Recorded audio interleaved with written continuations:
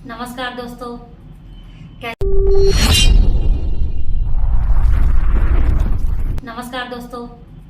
कैसे हैं आप सब। आशा करते हैं आप सब लोग अच्छे होंगे। हम आज खिचड़ी के बारे में बात करने जा रहे हैं। खिचड़ी क्यों मनाई जाती है और कब मनाई जाती है। खिचड़ी एक ऐसा त्यौहार है जो हमारे पूरे भारतवर्ष में मनाया जाता है। इसका एक अपना ही महत्व है, क्योंकि खिचड़ी पे सूर्य भगवान धनु राशि से निकलकर मकर राशि में प्रवेश करते हैं। इसीलिए कहीं कहीं इसे मकर संक्रांति कहा जाता है। यूपी में, बिहार में यहाँ मकर संक्रांति कहा जाता है। हरियाणा में, पंजाब में इसे लोहड़ी के रूप में मनाया जाता है, पर मनाया जाता है ये त्यौहार जब सूरज भगवान शनि भगवान के यहाँ जाते हैं। शनि उनके पुत्र हैं सूर्य भगवान के, जब वो उनके यहाँ जाते हैं तो इस रूप में भी मनाया जाता है। और सूर्य हमारे जीवन में बहुत मान्यता रखता है, क्योंकि सूर्य भगवान हर राशि में एक महीने के लिए रहते हैं। अभी मकर राशि में रहेंगे, फिर एक महीने बाद मकर राशि से फिर मीन राशि में जाएंगे, फिर मेष राशि में जाएंगे। ऐसे वो हर महीने एक राशि में रहते हैं। तो अब धनु राशि से निकल के मकर राशि में जाएंगे और शनि भगवान के यहाँ जाएंगे। सूर्य भगवान है, इसलिए वो वहाँ जाएंगे और वहाँ पे रहेंगे एक महीने तक। तो इसलिए भी मकर संक्रांति मनाई जाती है, क्योंकि मकर राशि में ही सूर्य भगवान का प्रवेश होगा मकर संक्रांति को। वैसे ज़्यादातर ये त्यौहार 14 जनवरी को मनाया जाता है। पूरे भारतवर्ष में 14 जनवरी को मनाया जाता है और पौष मास में पड़ता है। ये पूष के महीने में ये त्यौहार आता है। अभी इस बार माघ महीने में ये त्यौहार पड़ रहा है। इस महीने में जब मकर संक्रांति होती है तो हर जगह कुंभ का मेला लगता है। जैसे हरिद्वार में लोग गंगा स्नान करते हैं। कहते हैं कि संक्रांति के दिन ही गंगा जी पृथ्वी पर लोक पर आई थी, क्योंकि भागीरथी उनको पृथ्वी पर लेके आए थे। भागीरथी की तपस्या से प्रसन्न होकर वो पृथ्वी पर आई थी। और मकर संक्रांति के दिन ही भागीरथी ने तपस्या की थी। जब भागीरथी ने तपस्या की थी तो गंगा जी गौमुख से निकलकर और गंगा सागर में जाके मिलती हैं। गंगा सागर में जिस दिन वो मिली थी, जिस दिन वो उनका उद्गम हुआ था, जिस दिन वो प्रकट हुई थी पृथ्वी पे, वो दिन भी मकर संक्रांति का दिन था। त्योहार इसलिए और भी मनाया जाता है। कहते हैं कि दक्षिणायन से सूर्य उत्तरायण में होते हैं। 6 महीने सूर्य दक्षिणायन में रहते हैं और 6 महीने उत्तरायण में रहते हैं। कहते हैं जो लोग उत्तरायण में मृत्यु को प्राप्त होते हैं उनको मोक्ष की प्राप्ति होती है।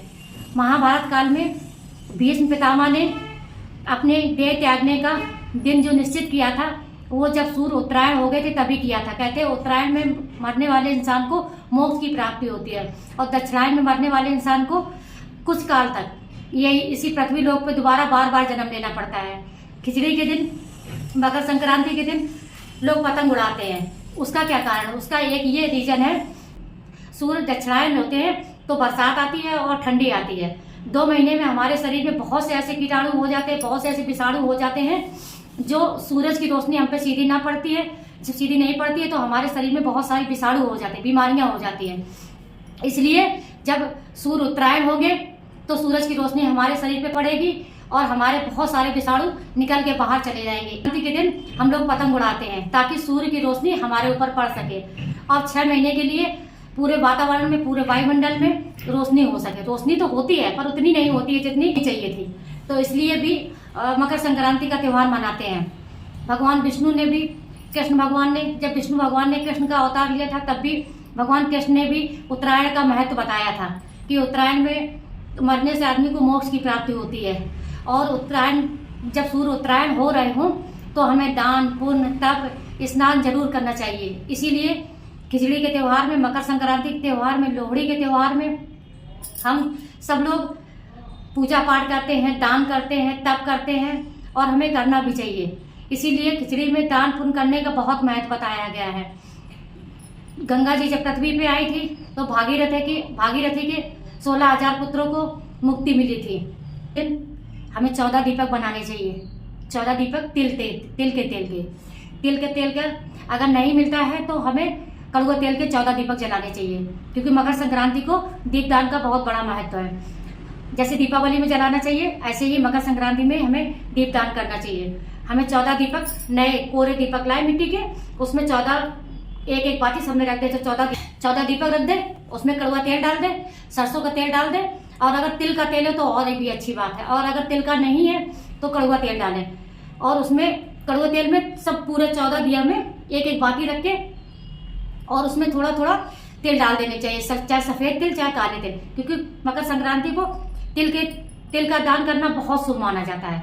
इससे हमारे घर की नेगेटिविटी ऊर्जा चली जाती है। और वो दीपक कहाँ कहाँ जलाने चाहिए वो हम आपको बताते हैं। पहला दीपक हमें मंदिर में जलाना चाहिए, दूसरा दीपक हमें तुलसी के पेड़ के नीचे जलाना चाहिए मकर संक्रांति के दिन, तीसरा दीपक हमें अपने घर के दरवाजे पे मेन गेट पे स्वास्तिक बना के जलाना चाहिए, चौथा दीपक हमें पीपल के पेड़ के नीचे जलाना चाहिए, पांचवा दीपक हमें बरगद के पेड़ के नीचे जलाना चाहिए, छठवां दीपक हमें गौशाला में जलाना चाहिए। जहाँ गाय बांधी जाती है ना उसके पास नहीं रखना, थोड़ा दूर पे हट के कहीं पे दीवार के किनारे रख देना चाहिए। छठवां दीपक वहां जला के, सातवां दीपक हमें मंदिर में जलाना चाहिए, भगवान शिव की जो पिंडी होती है जहाँ से पानी गिरता है वहां पे हमें जलाना चाहिए। आठवां दीपक हमें जल में जलाना चाहिए, अगर जल में मतलब प्रवाह करना चाहिए। अगर हमारे यहाँ जल मतलब पास में गंगा जी या जमुना जी नहीं, हमारे यहाँ तो कानपुर में गंगा जी है, अगर आपके यहाँ गंगा जी नहीं है तो आप एक थाली में पानी भर लीजिए और उसमें थोड़ा गंगा जल डाल दीजिए। क्योंकि हम जब वहाँ गए थे सोमनाथ गए थे तो हमने वहाँ एक दुकान में लिखा हुआ देखा था कि मंदिर पे जब सोमनाथ मंदिर पे दर्शन करने गए तो हम तो अपने यहाँ से जल भर के ले गए थे, गंगा जल भर के ले गए थे, पर हमने वहाँ देखा था लिखा हुआ था कि गंगा जल 35 रुपया लीटर। तो जहाँ पे गंगा जल की व्यवस्था नहीं है तो वहाँ एक थाली में पानी भर लीजिए, उसमें से थोड़ा सा 2 बूंद गंगा जल डाल दीजिए और उसमें एक दीपक जला दीजिए। तो ऐसे हो गए 8 दीपक। तो उस थाली में दीपक रख के जला के छोड़ देने चाहिए, ताकि हम भगवान ये सोचे, हम लोग ये सोच ले, भगवान को प्रार्थना करें कि भगवान हम गंगा जी के किनारे नहीं जा सकते तो हमने गंगा जल डाल के और यहाँ पे दीपक जला दिया।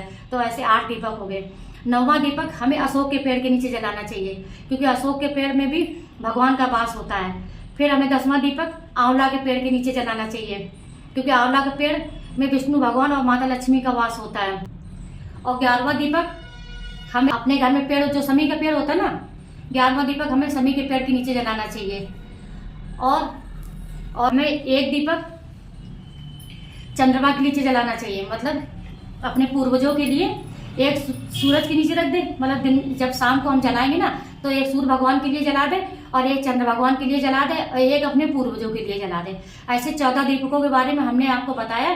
14 दीपक का दान हमें 14 जनवरी को करना चाहिए। इससे करने से हमारे पूर्वज भी शांत होते हैं और जितने भी वातावरण है उसमें हम दान कर पाते हैं। हम क्या दे सकते हैं प्रकृति को, जो प्रकृति ने हमको दिया है।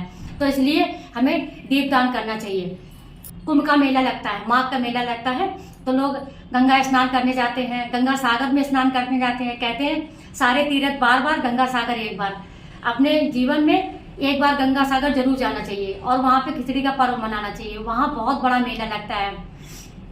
और गंगा सागर में गंगा जी जब वहाँ से गोमुख से निकल के गंगा सागर में गिरती हैं, गंगा सागर में मिलती हैं, गोमुख से निकल के सागर में जब मिलती हैं तो वहाँ पे वो भी दिन मकर संक्रांति का दिन था, इसीलिए वहाँ पे मेला भी लगता है और लोग वहाँ पे दान भी करते हैं। इसलिए हमें गंगा सागर एक बार जरूर जाना चाहिए, गंगा सागर में स्नान करना चाहिए, दान करना चाहिए, क्योंकि गंगा सागर में किया हुआ स्नान, मकर संक्रांति को किया हुआ स्नान और गंगा सागर में किया हुआ दान और मकर संक्रांति को किया हुआ दान हमें कई यज्ञों का फल देता है। कई गुना, हजारों गुना यज्ञ जो पहले लोग करते थे उससे ज्यादा हमें फल मिलता है अगर मकर संक्रांति को दान करते हैं और गंगा स्नान करते हैं और 14 दीपक हमने जो आपको बताए वो सब जगह जलाते हैं। अगर आप इतना कर देंगे ना तो मकर संक्रांति को सारे दुख कष्ट आपके दूर हो जाएंगे। इसीलिए हमें मकर संक्रांति का त्योहार मनाना चाहिए। और मकर संक्रांति पे खिचड़ी क्यों बनाते हैं उसका भी रीजन हम आपको बता जाती है। खिचड़ी खाने से क्या होता है, कहते हैं नए खिचड़ी के दिन जब सूर्य मकर राशि में प्रवेश करते हैं तो ठंडी थोड़ी सी कम होने लगती है मकर संक्रांति के बाद में। और हमें नए चावल का जो संबंध होता है, हमें चावल की खिचड़ी बनाई जाती है ना, चावल का संबंध चंद्रमा ग्रह से होता है। और जो उड़द की दाल मिला के बनाई जाती है खिचड़ी, उसका उड़द की दाल का संबंध शनि भगवान से होता है। और हल्दी का संबंध बृहस्पति भगवान से होता है। और नमक का संबंध शुक्र भगवान से होता है। और हरी जो सब्जियां मिला के हम लोग बनाते हैं उसका संबंध बुध भगवान से होता है। इसलिए हम सारी सब्जियों को, मतलब चावल, दाल, नमक, हल्दी और सब्जियां सारी मिला के जब हम खिचड़ी के दिन खाते हैं ना तो हमारे सारे ग्रह मजबूत हो जाते हैं। और नए चावल की खिचड़ी खाने से पूरे साल तक हमारा पेट सही रहता है, हमारी काया निरोगी रहती है। इसलिए हमें खिचड़ी जरूर खानी चाहिए। खिचड़ी भी खानी चाहिए।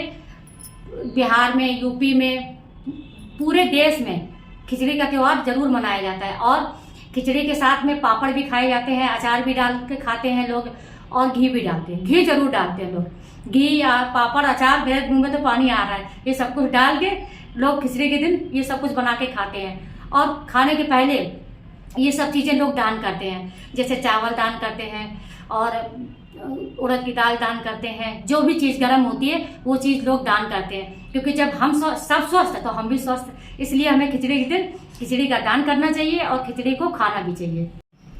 खिचड़ी के दिन तिल के लड्डू जरूर खाने चाहिए। तिल होता है ना, जो सफ़ेद काला तिल होता है, सफ़ेद तिल और काला तिल के लड्डू बाजार में भी मिलते हैं और घर में भी बना लेने चाहिए, वो खाना चाहिए। अब हमारे यहाँ क्या खिचड़ी बनाई जाती है और बाजरा के आटा के पुआ बनाए जाते हैं। बाजरा के आटा को गुड़ में मीस के फिर उसमें तिल डाल के उसके पुआ बनाए जाते हैं, वो भी खाए जाते हैं, क्योंकि उनकी भी तासीर बहुत गर्म होती है। इसलिए आप सब लोगों को अगर हमारा वीडियो पसंद आया हो तो लाइक कीजिए, सब्सक्राइब कीजिए और कमेंट कीजिए और ज़्यादा से ज़्यादा शेयर कीजिए। और आप खिचड़ी कैसे बनाते हैं ये जरूर बताइए, क्योंकि खिचड़ी पूरे भारत में मनाई जाती है। पूरे भारत में किस तरीके से बनाई जाती है, आप कहाँ से हैं, आप गुजरात से हैं, आप महाराष्ट्र से हैं, आप तमिलनाडु से हैं, आप केरल से हैं, सब जगह खिचड़ी बनाई जाती है। और आपके यहाँ खिचड़ी कैसे बनाई जाती है ये जरूर बताइए। और अगर आपको हमारा ये वीडियो पसंद आया हो तो लाइक कीजिए, सब्सक्राइब कीजिए और कमेंट कीजिए। आपको खिचड़ी के बारे में बताया, माता गंगा के बारे में बताया कि उनका उद्गम हुआ था, आज के दिन वो अवतरित हुई थी पृथ्वी पर। और सूर्य भगवान मकर राशि में प्रवेश करते हैं, उसका भी रीजन बताया था, क्योंकि मकर राशि में भगवान अपने पुत्र शनि के यहाँ जाते हैं, इसीलिए भी मकर संक्रांति मनाई जाती है। और मकर संक्रांति का त्यौहार इसलिए भी मनाया जाता है क्योंकि सूरज 6 महीने दक्षिणायन रहता है और 6 महीने उत्तरायण रहता है। तो जब दक्षिणायन से सूरज उत्तरायण में जाते हैं तो हमें उसमें दान पुण्य, अपने पूर्वजों का श्राद्ध तर्पण, ये सब कुछ करना चाहिए। और आप सब लोग भी खिचड़ी बनाइए और खिचड़ी खाइए, घी डाल के खाइए। हमारे यहाँ चीनी डाल के खाई जाती है, मतलब खिचड़ी बनाएंगे ना उड़द की दाल की और मूंग की दाल की। और दही बड़े बनाइए, क्योंकि खिचड़ी के एक दिन पहले यहाँ पे दही बड़ा बनाए जाते हैं, मंगौड़ा बनाए जाते हैं, क्योंकि मूंग की दाल और उड़द का दाल का बहुत महत्व है। पहले मंगौड़ा बनाइए, 13 तारीख को मंगौड़ा बनाइए, उस दिन मंगराई होती है और फिर दूसरे दिन खिचड़ाई होती है। 2 त्यौहार हमारे यहाँ होते हैं, मंगराई और खिचड़ाई। और ये हर साल 13 और 14 तारीख को ही मनाए जाते हैं। तो आप लोग भी मनाइए। आप लोगों को क्या क्या बनाया जाता है, कैसे बनाया जाता है, इस त्यौहार का क्या नाम है। और गंगा सागर जाइए, गंगा में स्नान कीजिए, कुंभ का मेला देखने जाइए, कुंभ में स्नान कीजिए और दान कीजिए। और 14 दीपक बनाइए। और हमने बताया आपको कि 14 जगह जलाइए, उनको एक एक दीपक सब जगह जला दीजिए। इससे भगवान भी प्रसन्न होंगे, आपके पूर्वज भी प्रसन्न होंगे और प्रकृति भी प्रसन्न होगी और हम सब लोगों को आशीर्वाद देगी, ताकि हम सब लोग खुश रहें और सुरक्षित रहें। इसी के साथ हम अपने वीडियो को समाप्त करते हैं। नमस्कार।